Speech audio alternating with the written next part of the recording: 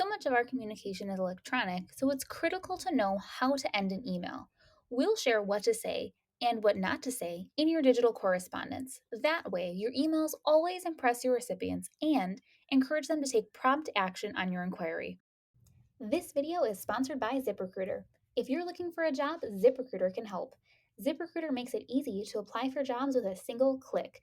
You can also upload your resume to their resume database so that your resume is searchable for thousands of recruiters and employers who use ZipRecruiter.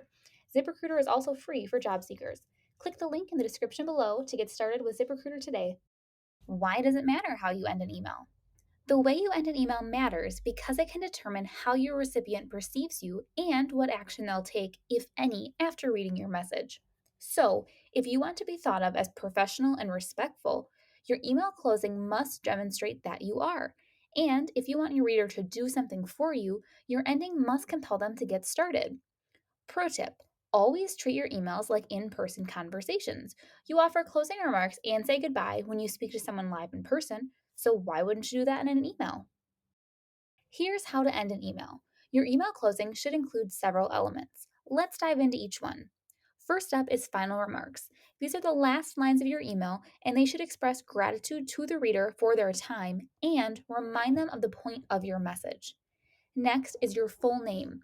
Include your full name to help your reader remember who you are, especially if you have a common first name. Next is your title. Your title identifies who you are and what you do, so the recipient can help place you in the organization. And finally, include your contact information.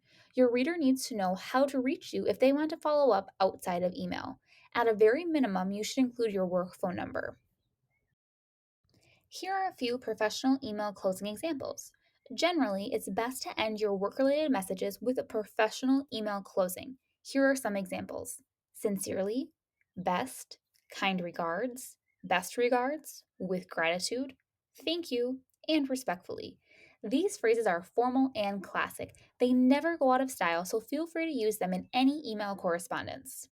Here are some semi professional email closing examples. If you have a good rapport with your email recipient, you could choose to use a semi professional closing like many thanks, have a great day, thanks in advance, cheers, warmly, yours truly, thanks for your consideration. These phrases suggest that you and your reader are on friendly terms. As a best practice, wait for them to use more casual closings first so that you know they are comfortable with them. And remember, when in doubt, use one of the professional endings. There are also ways you should never end a work related email, no matter how well you know the recipient. Email closings should avoid your friend, see you later, love, peace, hugs, XOXO. These phrases are too informal for the office and should be reserved for personal emails to family and friends. Here's a professional example of how to end an email. Thank you, Bob Hope, and then include your information and phone number. Here's another professional example of how to end an email. And finally, here's a semi professional example if you have a good rapport with the email recipient. Now that you know how to end an email, you can confidently write work related correspondence. You can also apply this new skill to cover letters and emails you write during your next job search. If you need a little help crafting the perfect cover letter and resume, check out our thoughts on the best resume writing services. Click the link in the description below to learn more. And visit ZipRecruiter to search and apply for your dream job. Check out the link in the description below for ZipRecruiter as well.